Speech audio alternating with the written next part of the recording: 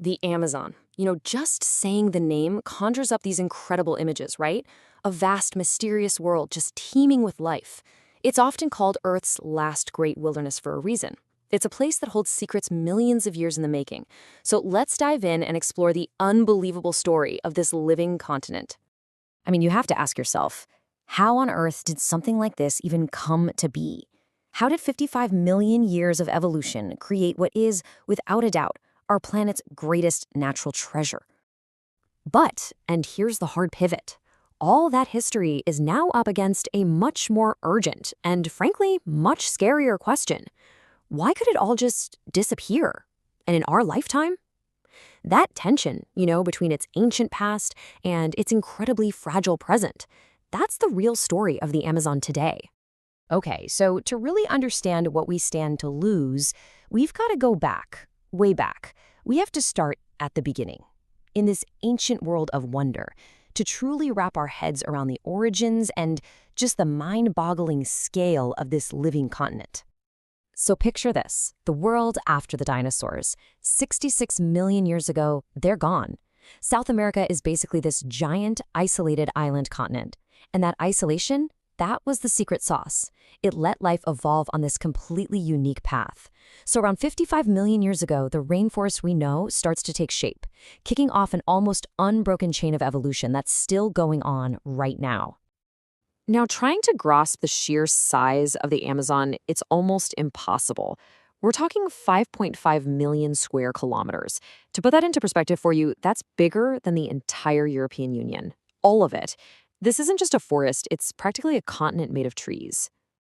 And inside that continent of trees, well, what you find is an entire universe of life. And I'm not exaggerating here. It is, without question, the most biodiverse place on planet Earth.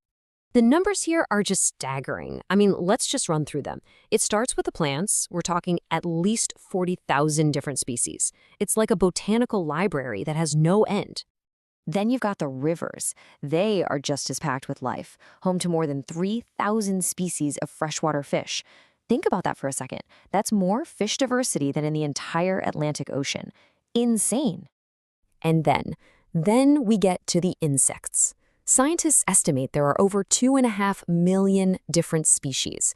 And let me be clear, that's not 2.5 million individual bugs, that's 2.5 million kinds of insects. Most of them we haven't even discovered yet. And here is the absolute crucial point to all of this. So many of these species, they exist nowhere else on Earth. The Amazon is this unique evolutionary cradle, a living library of biological solutions that took millions and millions of years to write. This biodiversity isn't just about plants and animals. It's also human. Over 400 distinct indigenous tribes call the Amazon home. Some have been living there for over 10,000 years. They are its original guardians, holding this priceless knowledge about how to live with the forest, its medicinal secrets. Some tribes even remain uncontacted, a direct living link to our own deep past. But this ancient world is now facing a very modern, very real threat. And this is where the story takes a sharp, dangerous turn, as this vital ecosystem gets pushed right to the absolute brink. This slide really captures the core conflict, doesn't it?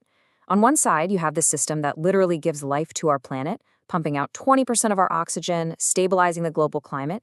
And on the other side, the relentless economic pressures of logging, cattle ranching, and mining, which are just tearing that very system apart.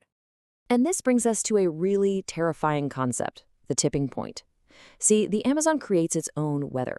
It recycles moisture to make rain. But scientists are warning that if we lose somewhere between 20 to 25% of the forest, that whole cycle just breaks. Right now, we're at 17% lost.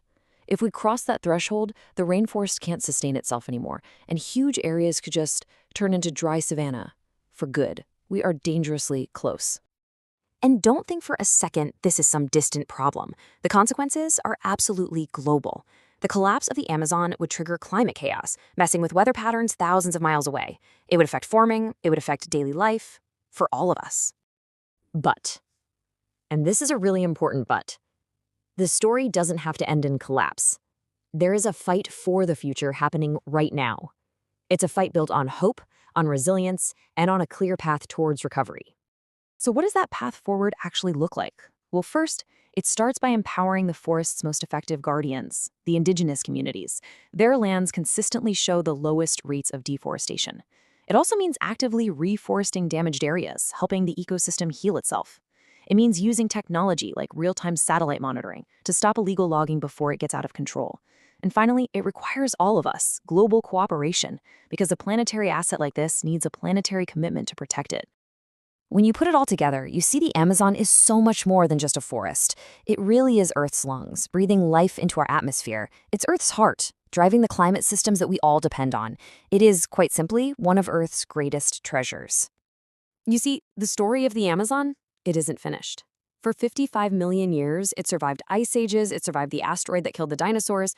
Now it faces its greatest challenge, us. And so the question really isn't just about the forest's future, it's about our own. What will our chapter in its epic story be?